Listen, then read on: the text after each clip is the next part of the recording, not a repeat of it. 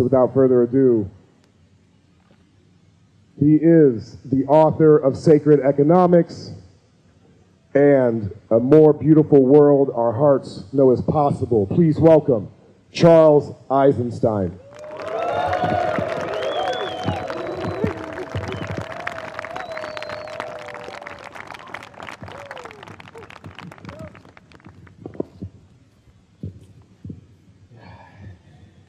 Hello, men. I'm honored to be here among my fellow men. You guys are beautiful.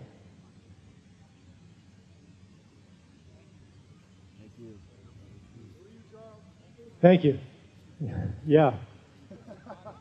And you know, it took me a while to accept that, actually. To accept that about myself, that I'm beautiful not only as a human being, but as a man. And that a man is something beautiful and something necessary. Because growing up, I didn't really know what a man was for. And I'm not even sure right now if I could put into words what a man is for. But one thing that becomes obvious to me as I spend time with you all, it's not the first time I've felt this, but it comes strong, is that a man is for something. Not only as a human being, but a man is for something. Our culture, in many ways, has repudiated that knowledge.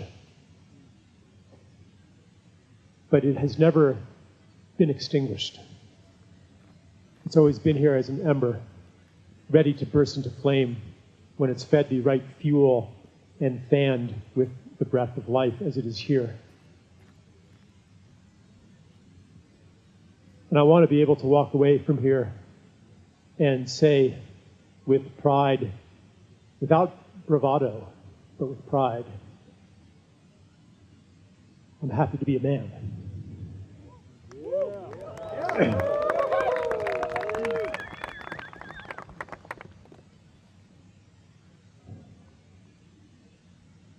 You know, we look around the earth, look around the world, and it seems like men are doing a lot of bad things and have been doing a lot of bad things.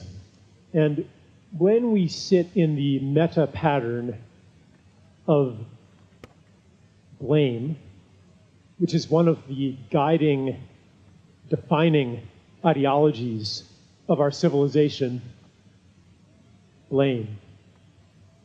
Find the enemy. Find the cause of all the bad things. Find the villain. Find the one thing that you can blame everything on and thereby easily solve the problem. How? With force. When we're sitting in that pattern, what's the most obvious of the two sexes to blame?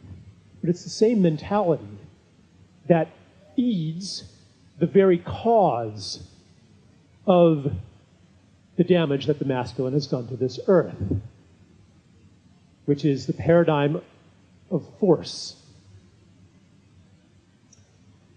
We find the one thing to go to war against, to solve all the problems. Find the one thing to blame it all, and we see this pattern everywhere. See it in, geopolitics. Who's the bad guy? When there isn't a bad guy, then the dominant power on earth panics and quickly manufactures a new bad guy. When we see 2 generations or more of declining health in this country, on this planet, we don't know what to do about it, about the epidemic of addiction, depression, autoimmunity, obesity, allergies, all that stuff. There's no easily identifiable enemy, but then a virus comes along and, okay, now we know what to go to war against. Or we look at the degradation of the global ecosystem, the dying of the trees, the dying of the insects, the dying of the fish, the whales washing up on beaches, the inexplicable dyings, the dying of the frogs. When was the last time you saw a bug splatter on your windshield? What's the cause? What's the one thing?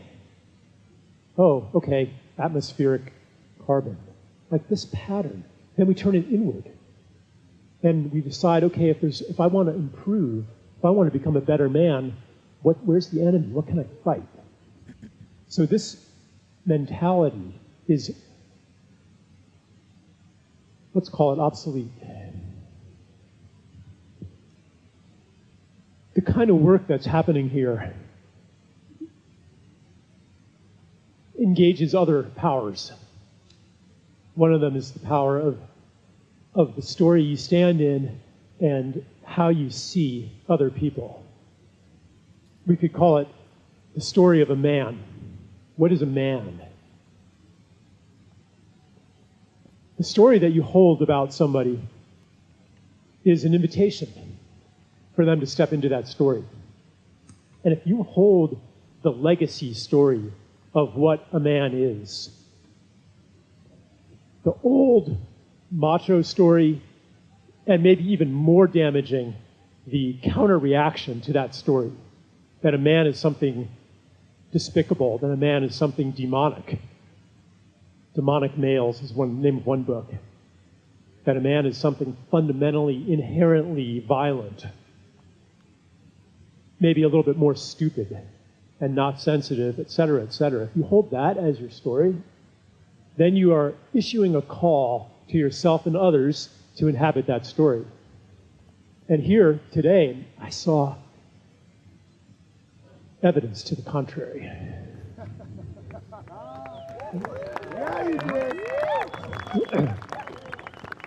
Yeah, and let that imprint deeply so that you come out of here knowing that a man is something other than what you've been told. Maybe what you've been told by other men, what you've been told by women, what you've been told by the culture, what you've been told by the world, the situation right now. A man is something else. What is a man for?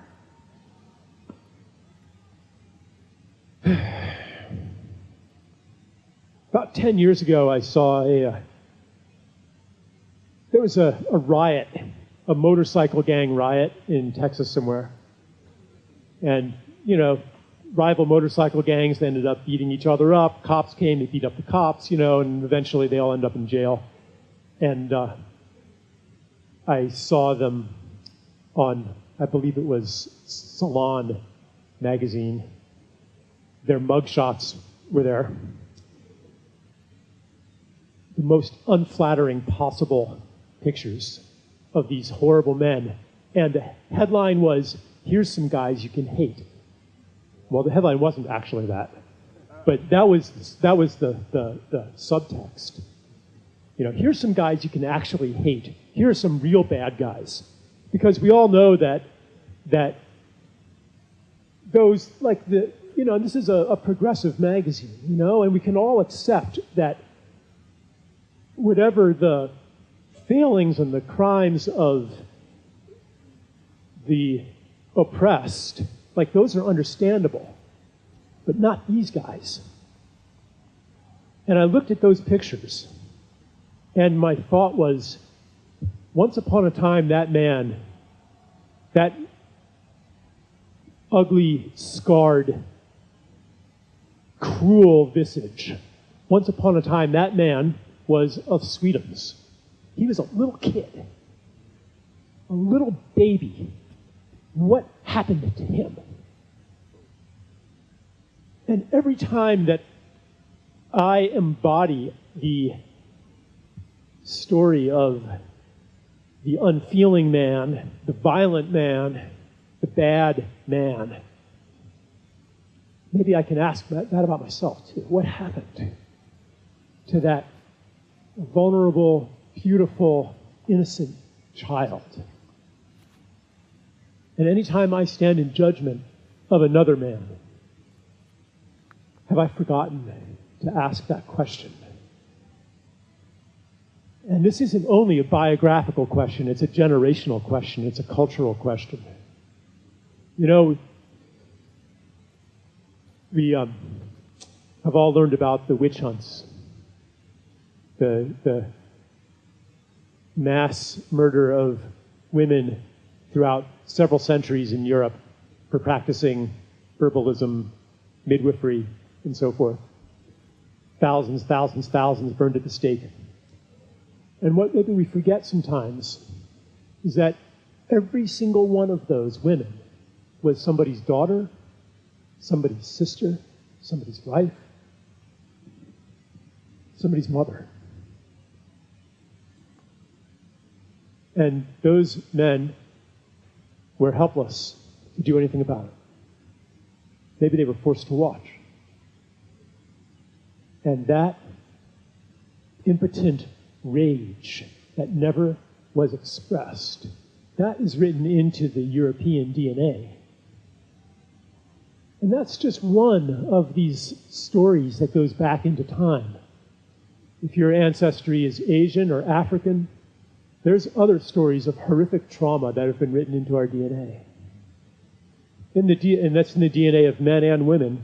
And there are certain genetic codes that are activated by testosterone. And the stories,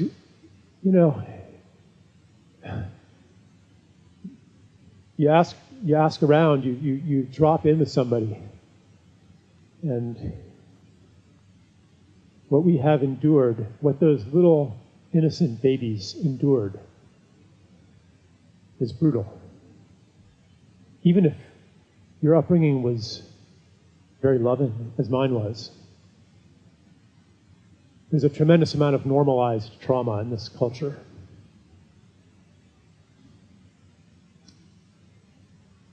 And that's not about an excuse, okay? It's not to say that we are victims and machines programmed by our history, by our trauma. But it's to understand where we're coming from and what we are doing here. Had the image here, what we're doing is we are clambering out of a very deep pit. I want to pause to give thanks here to the tradition of men's work, which has been going on for a very, very long time. Sacred Sons is an outcropping of a vein of gold.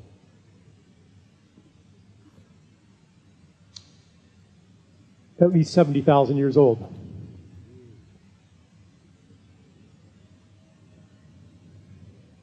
And it is motivated and sustained by the knowledge that a man is here for something.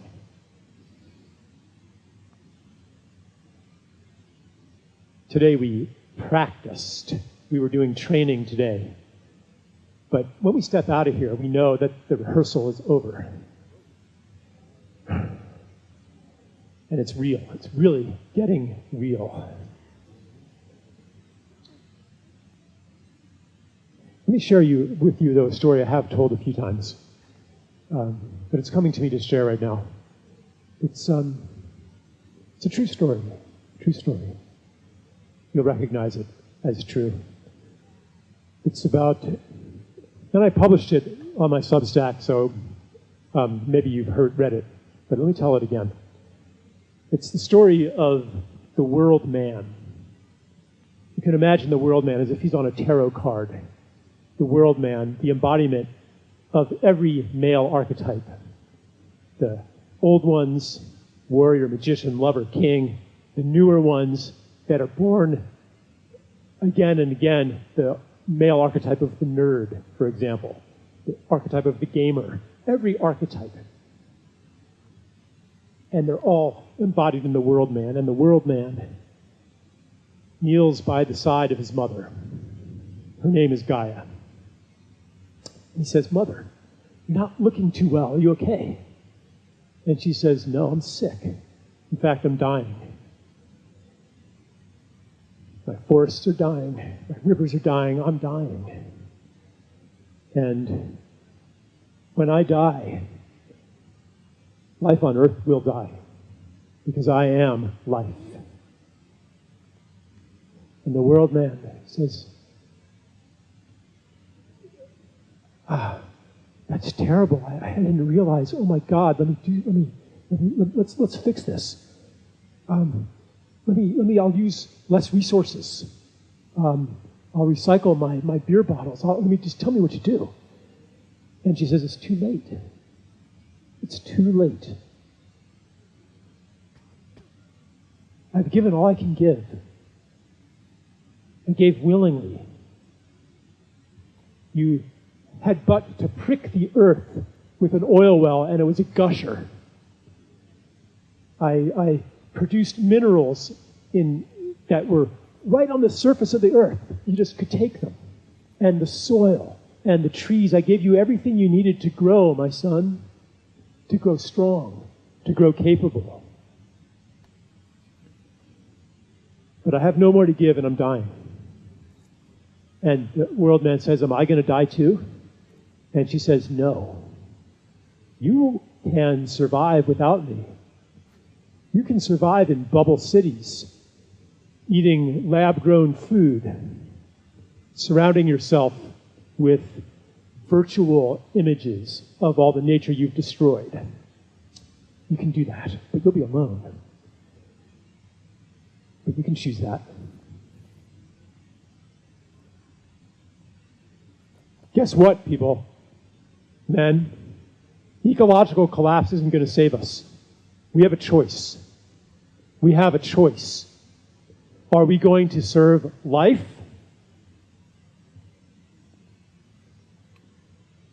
Or are we going to simply try to stay alive?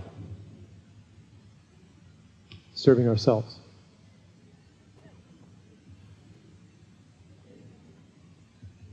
Mama Gaia says, all is not lost. As the world man's tears fall on the earth. She says, there is another feminine spirit ready to come and bring life to earth, renewed, even more alive than it ever was before. And she wants to come, and she wants to be your partner, but it won't be the same relationship as before. She will not be Mother Earth. Her name is Tara, and she will be Lover Earth. You will not only take from her, but you will give as you receive, and you will create together. And the world man says, hooray, when's the wedding? And he sees a vision of Tara, and she's beautiful. And he reaches out to her, but she turns away. And Gaia says, she's not sure if you're ready. You have to court her. Courtship. It's time for a courtship.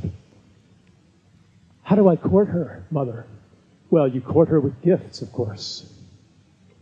And each gift is something that demonstrates that you are a mature man and that you are ready to serve life and to hold life sacred and to apply all of your gifts that you have developed over these thousands of years. Your gifts of mind, your gifts of hand, your gifts of technology, your gifts of reason, your gifts of linear, goal-oriented thinking, all of those gifts must be turned toward service to life. And everything that any man or woman does using their masculine gifts, every act will be received by Tara as a gift, even if it is invisible to everybody else on earth. In fact, those are the most powerful actions that tell Tara you are ready. Because you did that act of service to life not because somebody was watching, not because you got to think of yourself as a good person,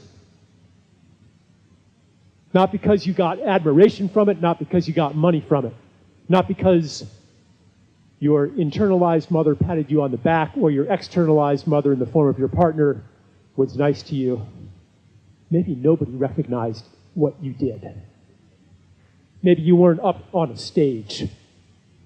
Maybe people weren't telling you that you're saving the world. Maybe your choice in service of life looked like something else. Maybe it wasn't rewarded in any way, but you knew that it was the thing to do. Those are the most precious, beautiful gifts that show Tara that you're ready. And with that, the courtship begins. And that is why your sense, as you spend time here, that something very important is happening and that this matters. That's why that is an accurate intuition. The effect of the work that we are doing here far transcends any calculable ripple of impact. And you could try to map it out. You know? Like, yeah, I had a beautiful experience here, and I learned that it was okay to cry, and now I can show that to my son, and, you know, we can map out the impact. But what's happening here far exceeds anything that we can understand. And the impact, because, in fact, the world does not operate by force.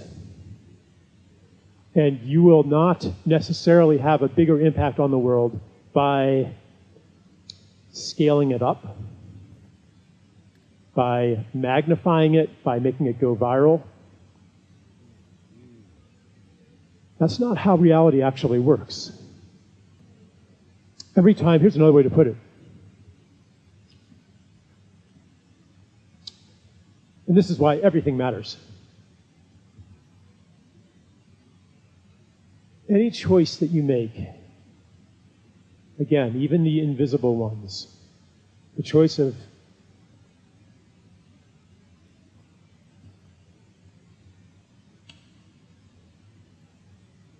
even how you read the bedtime story to your 3-year-old, and you're tired, and you just kind of robotically go through the story? Or do you like, no, I'm going to actually be present here, and I'm going to read it with feeling? The Cat in the Hat. The sun did not shine. It was too wet to play. So we sat in the house all that cold, cold, wet day. You know, like you actually read it with feeling, or maybe you sing it. And what you're doing in that moment, or the moment where you meet the storm of your partner with presence and patience, not striking back, nor capitulating, nor going numb, nor running away. None of those 4 escapes, but you're actually holding it.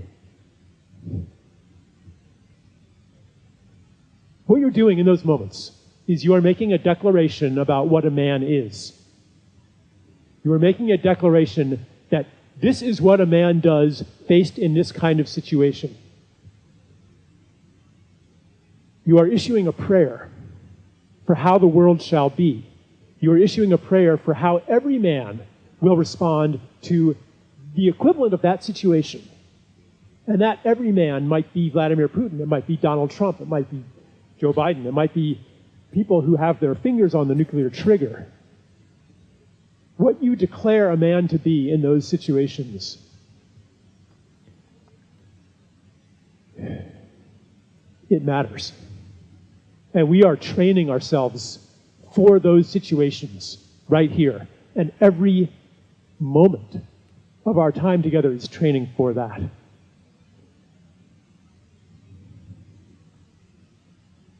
And yeah, maybe this movement will grow. Maybe Sacred Sons will grow. Maybe things that are being filmed here will go viral. And maybe they won't. Maybe this is all that there is. This moment that has never happened before and will never happen again.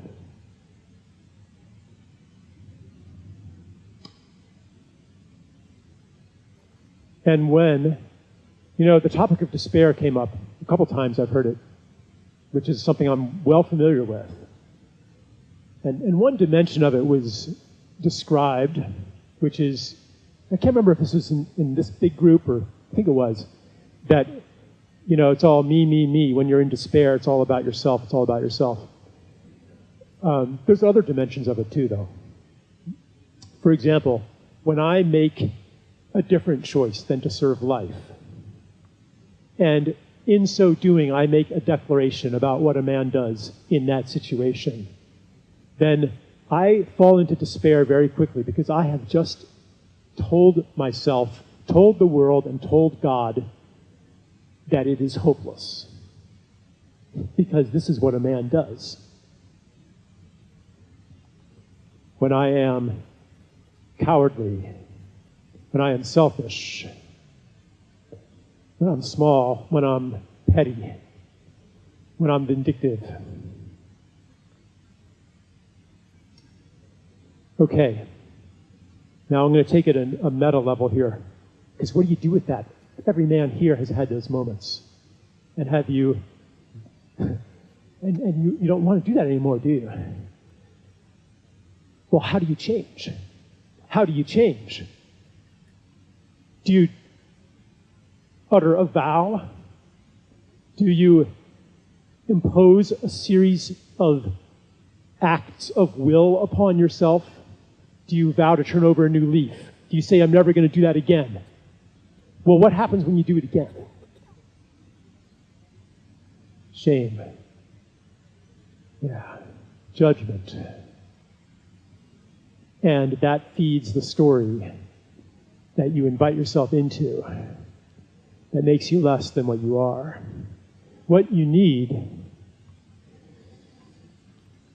is a different story. And you need people to hold that for you. This is why we gather. I can't hold the story of who I really am by myself. At least I have not been able to. I fall flat on my face. But then somebody reminds me of who I am. And it's not just a pep talk. It's because they might not even talk at all, but they see me. They know me. They see something else in me different from the choices that I have made. And they will not stand for anything other than what they see. No excuses. Because I know you. I know you better than that. I know that's not who you are. What you did, that's not who you are. What you're doing, maybe in your work, that's not who you are. The path you've chosen, that's not who you are. The way that you're treating your partner, that's not who you are.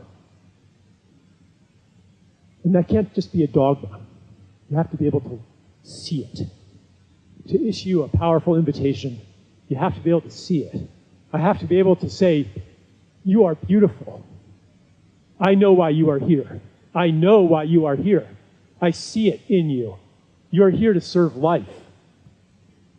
You are here to serve life and beauty on earth. You are here to serve life and beauty on earth. I'm not lying to you. I'm not making it up. It's true. That is why you are here. And when I am able to see it, I am able then to speak it into existence. That's the power of word. That's the power of prophecy. The paradox is that you can only speak into existence something that's already true. So to embody the power of word, you have to listen. You have to watch. You have to be humble. You have to look for what's true. Which is a very different attitude than the traditional patriarchal attitude of conquering what is. The first step is different. And by the way, patriarchy isn't what we have experienced it to be. There's a sacred dimension of patriarchy, which is a marriage with matriarchy. They don't exclude each other. And matriarchy is not patriarchy with women inserted into the positions that men once held. We are at the brink of a huge mystery here, and a huge learning that may take thousands of years. And at the brink, let's admit that we don't know, okay? We don't have the answers. Anyway, the power of word, the power of speech, when I can say to you, truly, you can do this. I know you.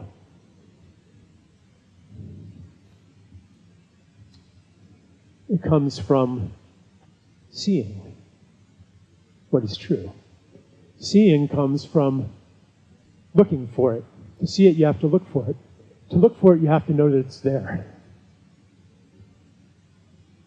We have a story, a cultural story, that might even deny that it's there. You might have an upbringing that denies that it's there, that made you worthless. So we do need a new story. But more than that, we need people to hold that story in community, to hold it for each other, so that you can be strong when I'm weak. I'm not strong all the time. I almost didn't do the boxing today. And you know why? It's because I was tired. It's because my reserves are like at 10% right now.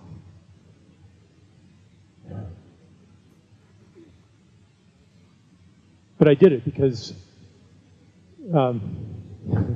life is to live, you know, and it was fun.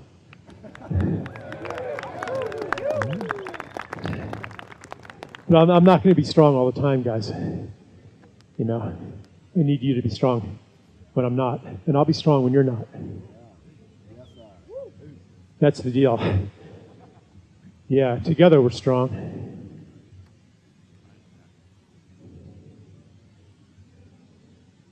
You know, one thing that I see also that's true and obvious and beautiful. It's like, in our group, we were asked, we were walking around and asked to touch a man who we didn't trust. Maybe I got into my head a little bit too much. Or maybe I was just feeling really open-hearted, but I'm like, I trust all these men. But trust for what? To do what? I trust you to, if necessary, lay down your life to serve and protect life. 10 years ago, there was a shooting in Aurora, Colorado, a theater shooting. Guy came in with a gun blasting away. 4 of the men who died because they interposed themselves between the gun and their girlfriend. Without a second thought, they did that. That's who you are. Yeah, without a second thought. How many of you have children? Yeah, without a second thought. And you do that for your woman too. Without a second thought. That's your nature. Because that is what you are made to do. And thank God, probably none of us are going to have that dramatic a moment to do that. But guess what? Everybody is going to do that. We are going to lay down our lives for something that we care about more than ourselves. And we are here to remind each other of that, because that's one of those things that becomes true when you say it in truth. It becomes true when you say it in truth, because it is true. That's what I know for all of you men. I know that's who you are. That's who you are. You will do that. I'm doing that. How do I know that you will do that? Because I'm doing that.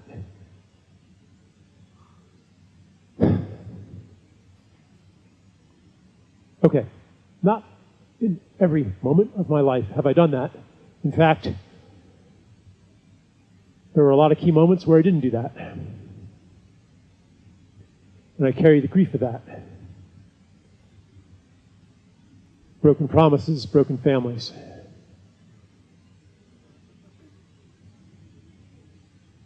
But there are moments where I did do that. And in those moments, I recognized that that is who I am. And I see people here doing that. And that's what I remember. And that's what I see. And that's what I invoke. And that's what I pray for. One of the sentences I've heard said here a lot is, I am enough. You are enough. Which is a pretty powerful piece of deprogramming. And I want to go into that a little bit more. I want to tell you something true about the situation on this planet, which seems hopeless because, hey, even if I live my life impeccably, I'm just one person, how much of a difference can I make? Even if all of us live our lives impeccably, how much of a difference could it possibly make? Because we cannot plot out how a more beautiful world could actually manifest. Our hearts know that it's possible. But our logic says, no way. But here's something true. If it were impossible, we wouldn't be here. The very fact that you're here and you care, the very fact that there is a path to healing means that a more beautiful world is possible. There's a logic here, isn't there? You wouldn't have been put here if it were hopeless. What is yours to do is beyond any plan that you can make. And I'm not saying you should never make plans. But really, anything really worth achieving is impossible, in a sense. It requires naivete. It requires being a little bit impractical. It requires maybe I know the first 3 steps, but then there's an impossible gulf that I have no idea how to bridge. But it doesn't feel like a fantasy because I know that there's a way to do it. I know that there is a there. I know that there is a healed masculinity. How do I know that? Because I've seen it. I've seen it here. You don't have to become big, dominant. You don't have to create organizations and scale it up to do your part, to do what is yours to do. All you have to do is be able to recognize what is yours to do in the moment to do it. And you know how to recognize it. This is not about there's no how-to here.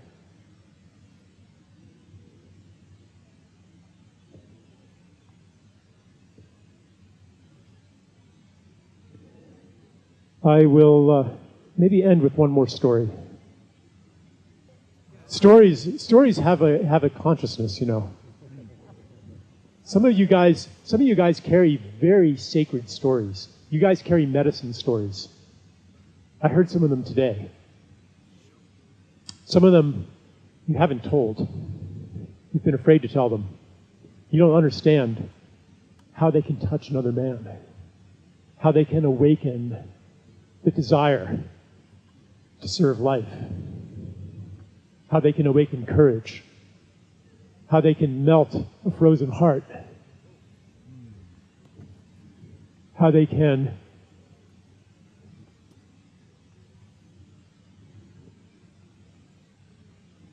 open the tear ducts again. The rehearsal's over. It's time to share the stories.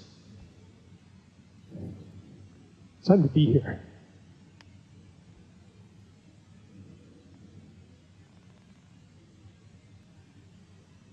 And the more that we accept, each of us, who we are, why we're here,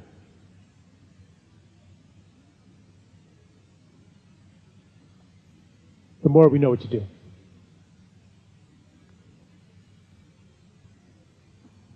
How do we know what's in service to life? That is where our relationship to the feminine is indispensable, because that is what tethers us to life. And it could be the feminine in the form of a woman or women, or it could be our own feminine capacities. But without that connection, without that tether to life, then the masculine gifts, they run off into outer space. They become dissociated from matter, and they become dissociated from life. And you get, like the hedge fund manager, like bringing prodigious powers to bear toward the maximization of a number. We get lost in abstractions when we don't connect to the body, the material, the feminine. So, this is another true story. They say it happened more than once. But there was a man who descended into an underground labyrinth, a gigantic maze, to slay a beast. And it was a noble endeavor. And he endured many hardships as he went deeper and deeper and deeper into the heart of the labyrinth, farther and farther underground, where he finally encountered the Minotaur, the beast. And in an epic battle that called on all of his courage and all of his strength and all of his intelligence, he conquered the beast. He slew the beast. And he gloried in his victory. And then, after his celebration, it was time for him to go back out. He'd been there a long time. He'd almost forgotten that there was anything but the labyrinth, that there was anything but the mission, this hero's journey to slay the beast.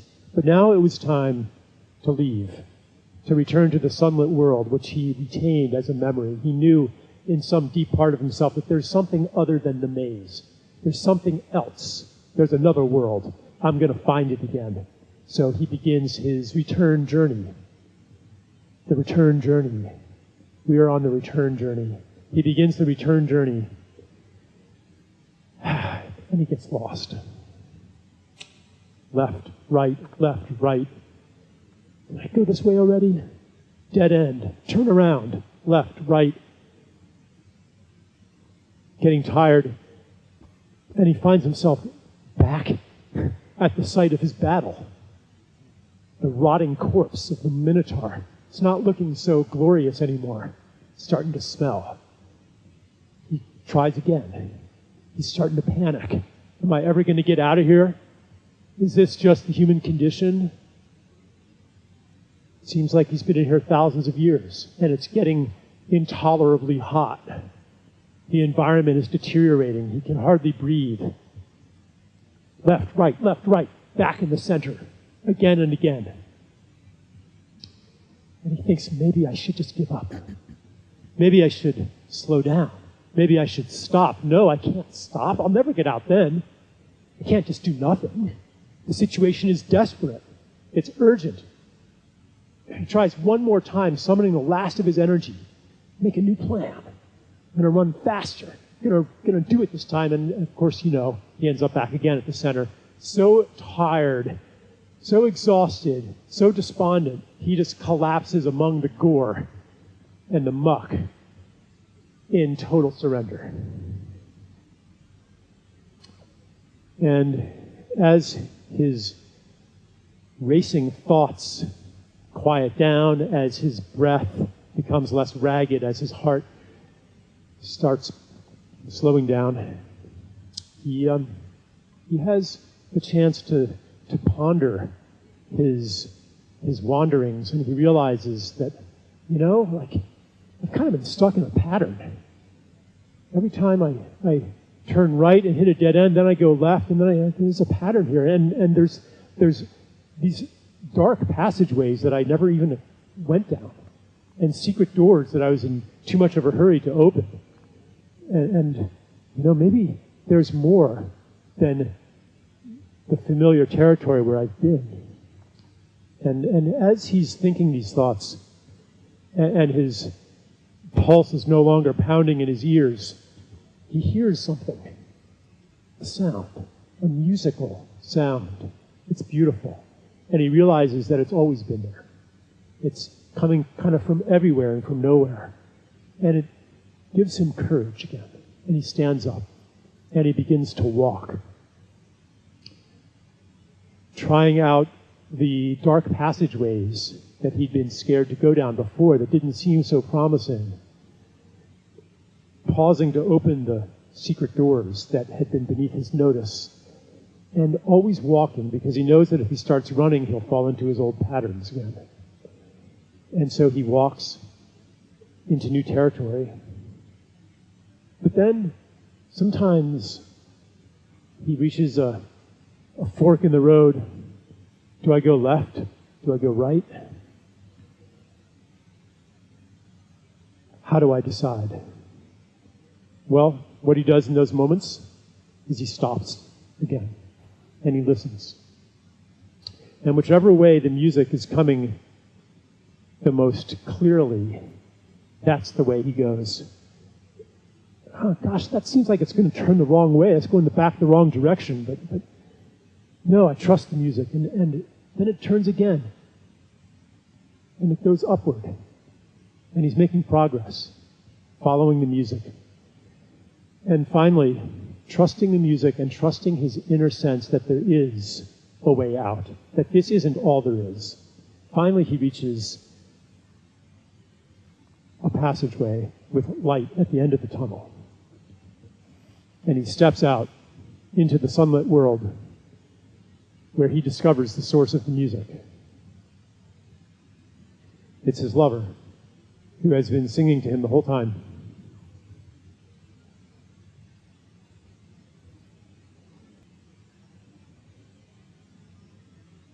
Big thank you to everybody who followed the music to come here to create this event,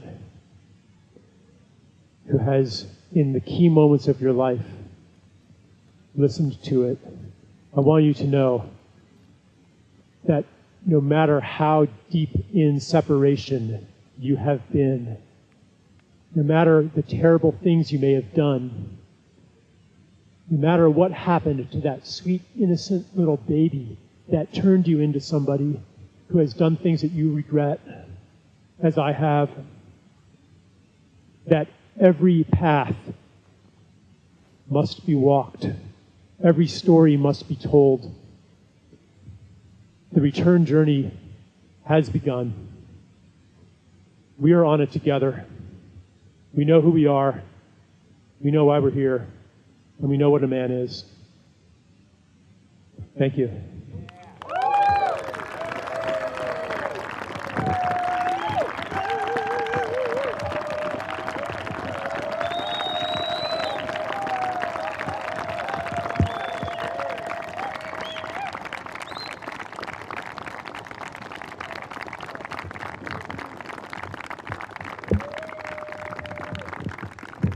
I just got one question.